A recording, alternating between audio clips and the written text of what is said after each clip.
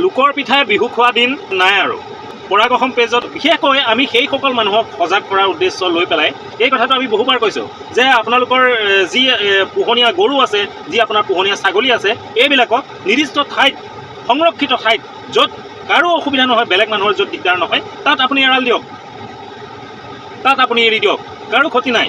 কিন্তু আপুনি ৰাজহুৱা স্থানত মানুহৰ য'ত দিগদাৰ হয় তেনেকুৱা ধৰণৰ স্থানত আপুনি আপোনাৰ পোহনীয়া গৰুটো, আপোনাৰ ছাগলীটো আপুনি কেলৈ এৰি দিছে?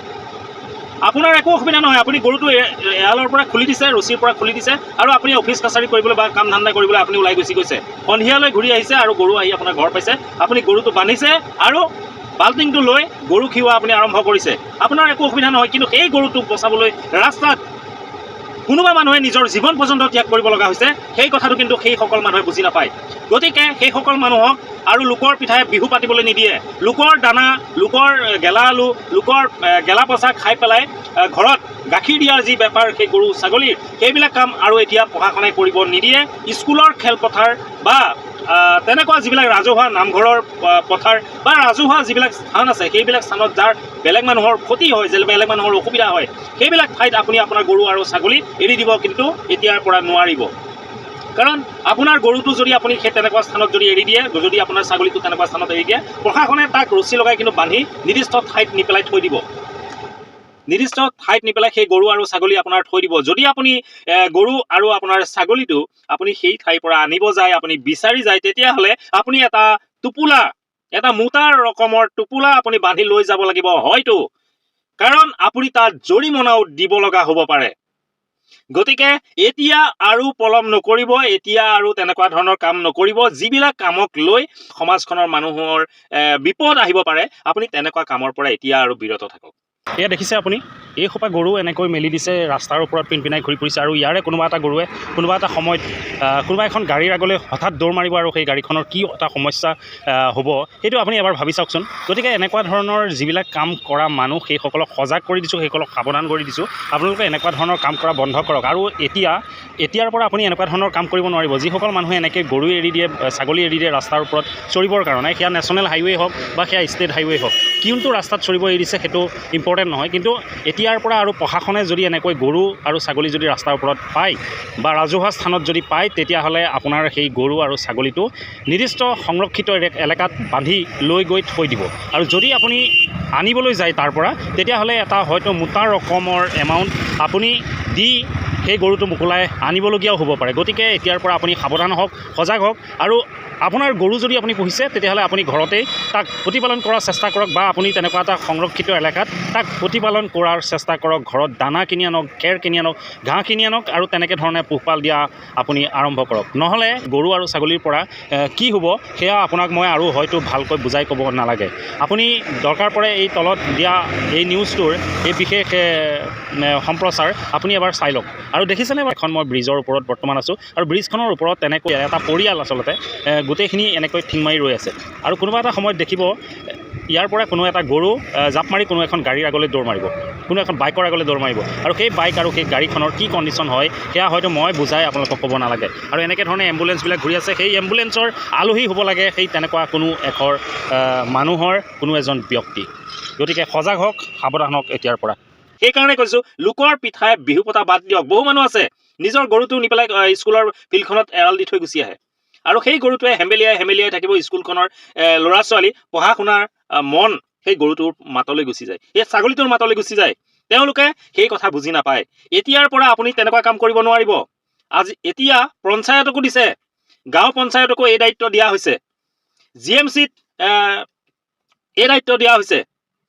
বহু মানুহ গুৱাহাটীৰ মাজমজিয়াতো বহু মানুহে গৰু পোহে, আৰু তেওঁলোকে ৰাতিপুৱা সেই গৰুটো ৰছীডাল খুলি পেলাই এৰি দিয়ে।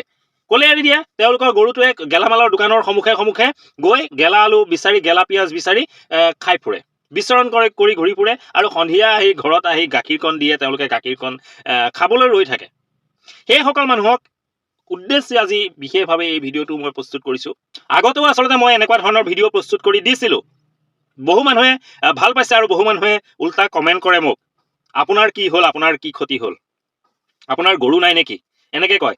গৰু আছে, ছাগলী আছে, কিন্তু কথা হ'ল আপুনি যেনেকৈ আজি গৰু আৰু ছাগলী এৰি দিয়ে, সেই গৰু আৰু ছাগলী এৰি দিয়াত থাকি বেলেগৰ পিঠায়ে আপোনাৰ বিহু পতাৰ দৰে কাম নকৰি আপুনি যদি গৰু পুহিছে, আপুনি যদি ছাগলী পুহিছে, তেতিয়াহ'লে তেহঁতৰ কাৰণে আপুনি ঘৰতেই দানাৰ যোগাৰ কৰক, খেৰৰ যোগাৰ কৰক, ঘাঁহৰ যোগাৰ কৰক, আৰু তেনেকৈ ধৰণে খুৱাই মেলি আপুনি গৰু আৰু ছাগলী পোহক। নহ'লে নিৰ্দিষ্ট আপোনাৰ যদি তেনেকুৱা ঠাই আছে য'ত এৰি দিলে কোনো মানুহৰ অসুবিধা নহয়, য'ত এৰাল দিলে কোনো মানুহৰ দিগদাৰ নহয়, আপুনি তেনেকুৱা ধৰণৰ ঠাইত আপোনাৰ গৰুটো এৰাল দিয়ক, তেনেকুৱা ধৰণৰ ঠাইত আপুনি আপোনাৰ ছাগলীটো এৰাল দিয়ক। তেনেকুৱা ধৰণৰ কাম কৰক। বহুত দেখিছোঁ, বহু মানুহ আচলতে নেশ্যনেল হাইৱে হওক বা ষ্টেট হাইৱে হওক, যি ৰাস্তাই নহওক, এই ৰাস্তাত কোনোবা পৰি হাত ভৰি ভঙা দেখিছোঁ, কোনোবা মাথা ফটা দেখিছোঁ, কোনোবা মানুহে জীৱন পৰ্যন্ত ত্যাগ কৰা দেখিছোঁ এই লোকৰ গৰু আৰু ছাগলীৰ কাৰণে। গতিকে এতিয়া আৰু পলম নকৰিব, সেইসকল মানুহ ষ্ট্ৰিক্টলি আপোনালোকে সজাগ হওক, সাৱধান হওক, আৰু এজন সভ্য নাগৰিকৰ দৰে আপোনালোকে কাম কৰা আৰম্ভ কৰক। নহ'লে আপোনালোকৰ পৰিণতি আপোনালোকৰ গৰুটোৰ পৰা বা আপোনালোকৰ ছাগলীটোৰ পৰা কি পৰিণাম হ'ব, সেয়া আপুনি হয়তো এই নিউজ চেনেলটোৰ যি আচলতে আজি প্ৰচাৰ, গৰু ছাগলীৰ বাবে সংঘটিত হয় পথ দুৰ্ঘটনা, আৰু পথ দুৰ্ঘটনাৰ বৃদ্ধি পোৱাৰ মূল কাৰণেই হৈ পৰিছে গৰু ছাগলীৰ মুকলি বিচৰণ। আৰু ৰাজপথৰ গৰাকীবিহীন গৰু ছাগলী ধৰি নি পাউণ্ডত ৰাখিব GMCয়ে, আৰু GMCয়ে গৰু ছাগলী ৰখাৰ পাছত আপুনি উভতাই নাপাব। বিপদজনকভাৱে কোনো লোকে পথত এৰি দিব নোৱাৰিব গৰু ছাগলী, আৰু গৰু ছাগলীৰ গৰাকীয়ে যদি গৰুটো বিচাৰি গ'ল তেনেহ'লেতো জৰিমনা ভৰিব লাগিব। গৰু ছাগলীৰ বাবে সংঘটিত দুৰ্ঘটনাক লৈ গুৱাহাটী পৌৰ নিগমে ব্যৱস্থা গ্ৰহণ কৰিব, আৰু গ্ৰাম্যাঞ্চলত গাঁও পঞ্চায়তে ব্যৱস্থা গ্ৰহণ কৰিব। গ্ৰাম্যাঞ্চলত গাঁও পঞ্চায়তক ইতিমধ্যে দায়িত্ব দিয়া হৈছে যে গাঁও পঞ্চায়তে চাব লাগিব গাঁওবোৰত ৰাজ্যিক ঘাইপথত গৰু ছাগলী ঘূৰি ফুৰিছে নেকি, বা বিদ্যালয়ৰ খেলপথাৰত গৰু ছাগলী এৰাল দিয়া হৈছে নেকি, শৈক্ষিক পৰিৱেশ বিনষ্ট কৰিছে নেকি, গৰুৱে হেমেলিয়াই ছাগলীয়ে বেবাই থাকে। গতিকে গৰু আৰু ছাগলী আপুনি বিদ্যালয়ৰ খেলপথাৰত এৰাল দিব নোৱাৰিব, গৰু আৰু ছাগলী আপুনি ৰাজ্যিক ঘাইপথত এৰি দিব নোৱাৰিব, মুকলিকৈ য'তে ত'তে যি টি খাবলৈ এৰি দিব নোৱাৰিব। গৰু ছাগলীৰ গৰাকীয়ে এতিয়া জৰিমনা ভৰিব লাগিব যদিহে মুকলিকৈ য'ত ত'ত গৰু ছাগলী এৰি দিছে। বিভিন্ন সময়ত ৰাজপথত গৰু ছাগলীৰ বাবে সংঘটিত হয় পথ দুৰ্ঘটনা, আৰু ইয়াৰ প্ৰতি লক্ষ্য ৰাখি প্ৰশাসনে এই ব্যৱস্থা গ্ৰহণ কৰিছে। ৰাজপথৰ গৰাকীবিহীন গৰু ছাগলী ধৰি নি পাউণ্ডত ৰাখিব GMCয়ে। GMCয়ে ইতিমধ্যে নটিচ জাৰি কৰিছে এই ক্ষেত্ৰত। বিপদজনকভাৱে কোনো লোকে পথত এৰি দিব নোৱাৰিব গৰু ছাগলী, তাৰ বিৰুদ্ধে ব্যৱস্থা গ্ৰহণ কৰা হ'ব।